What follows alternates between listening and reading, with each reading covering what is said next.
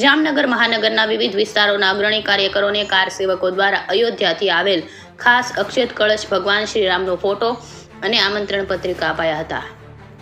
અયોધ્યામાં આગામી 22 જાન્યુઆરી 2024ના રોજ મર્યાદા પુરુષોત્તમ ભગવાન શ્રી રામજીની પુનઃ પ્રાણ પ્રતિષ્ઠા મહોત્સવને લઈને સમગ્ર વિશ્વમાં શ્રી રામ જન્મભૂમિ તીર્થ ક્ષેત્ર તરફથી મોકલવામાં આવેલ ખાસ આમંત્રણ દરેક ઘરે પહોંચે તે માટે કાર્યકરોની મોટી ટીમ સ્વયંભૂ કામે લાગી છે.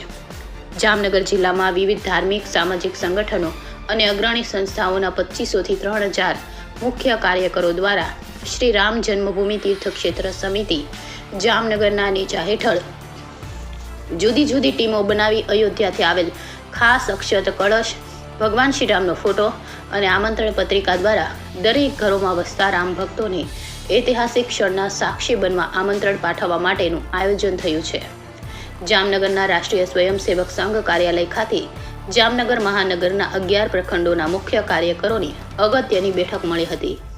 આ બેઠક દરમિયાન જામનગર મહાનગરના દરેક શેરી મહોલ્લાઓમાં અયોધ્યામાં ભગવાન રામલલ્લાની જન્મભૂમિ પર પુનઃ પ્રાણ પ્રતિષ્ઠાને લઈને ઉજવણી માટે તૈયારીઓને આખરી ઓપ અપાઈ રહ્યો છે. આ તકે અયોધ્યાથી આવેલા અક્ષત કળશને અયોધ્યાના ભગવાન રામના ફોટા તેમજ આમંત્રણ પત્રિકા મુખ્ય કાર્યકરોને અર્પણ કરી હતી. આ પ્રસંગે જય શ્રી રામના નારાઓથી સમગ્ર વાતાવરણ પણ રામમય બની ગયું હતું.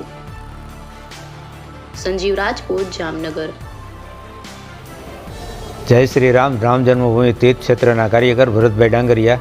અયોધ્યામાં રામ જન્મભૂમિ ઉપર જે ભવ્ય મંદિર બની ગયેલ છે, જેની અંદર રામલલ્લાની પ્રાણ પ્રતિષ્ઠા તારીખ 22 જાન્યુઆરી 2024ના રોજ થવા જઈ રહેલી છે, જેનું અયોધ્યાથી અક્ષત રૂપે આમંત્રણ આવેલું છે. જે આમંત્રણ ઘર ઘર સુધી પહોંચાડવા માટે એક મુખ્ય કાર્યકર્તાઓની બેઠક રાખવામાં આવેલી હતી, જેની અંદર એક અક્ષતના કળશ છે, રામ ભગવાનનું ચિત્ર છે અને એક પત્રિકા છે. જે વિવિધ એરિયામાંથી 11 કાર સેવકો અહીં ઉપસ્થિત રહેલા હતા. એ કાર સેવકોના હસ્તે કાર્યકરોને આ અક્ષત અર્પણ કરેલા છે. અને જામનગરની અંદર આનંદોત્સવ ઉજવવા માટે ઓછામાં ઓછા 2500થી 3000 કાર્યકરોની નોંધણી થઈ ગયેલી છે, જે કાર્યકરો લાગશે અને આપના ઘર ઘર સુધી આમંત્રણ પહોંચાડશે.